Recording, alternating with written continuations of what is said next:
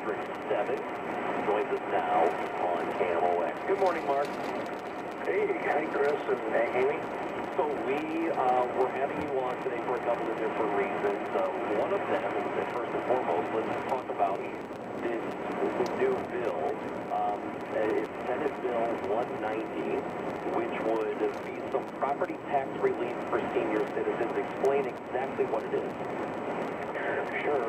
The last session of the Missouri Senate passed Senate Bill 190, and your listeners can look it up on the state website. But what it says, two things. A, it gives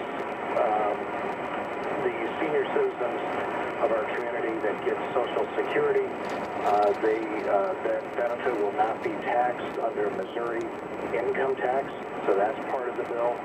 And then another part of the bill deals with senior citizens and their property tax and being able to freeze the growth of their property tax going into the future as long as you qualify for Social Security. So that's what I am introducing. Each county, under that law, each county has to have enabling legislation passed, and I am sponsoring the enabling legislation for St. Louis County, so that the citizens of this area can make use of this benefit. Yes, and so just to clarify again, it's Senate Bill 190 that was passed by the Missouri legislature, but in order for those homeowners who are over the age of 62, and it is estimated that there are over 93,000 homes owned by people over the age of 62 in St. Louis County. In order for them to access that credit, as you mentioned, the county government needs to have enabling legislation.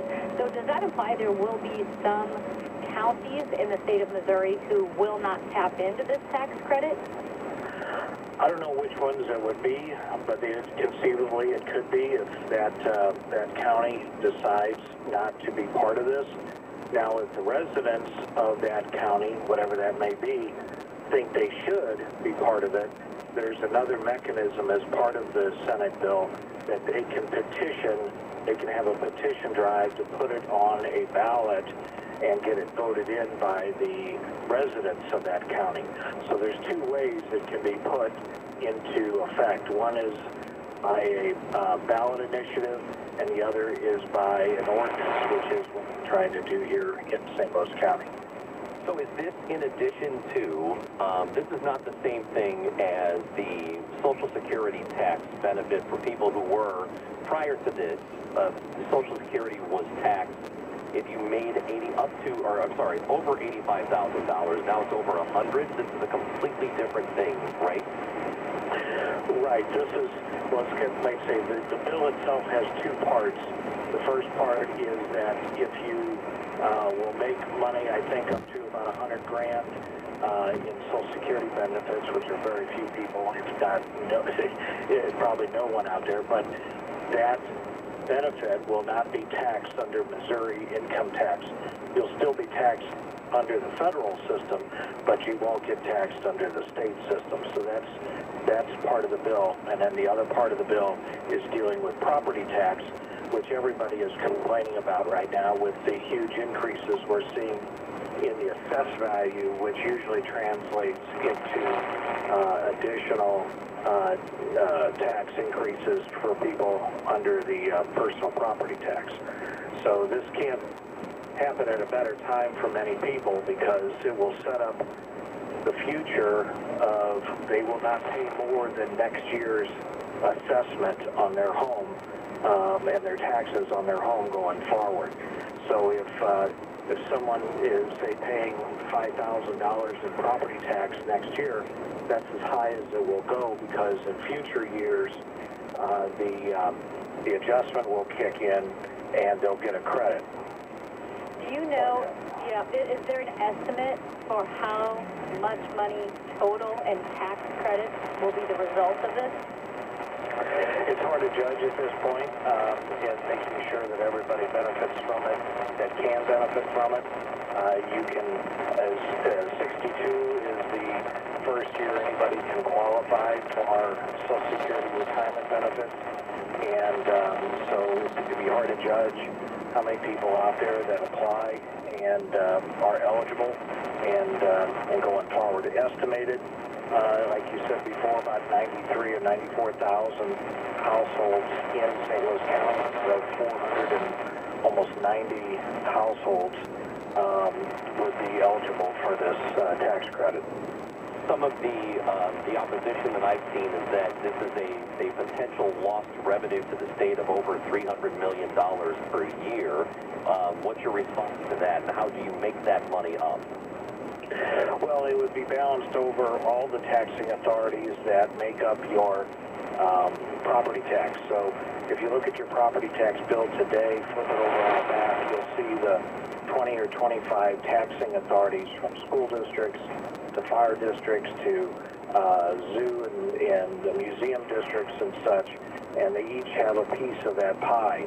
And so each one of those will have to be adjusted via that tax credit. So, you know, if you say your tax credit is $500, well, $500 will be basically not taking in, or future revenue will not be there. So people will still pay the tax. They'll pay the tax at whatever next year's rate is and the dollar amount.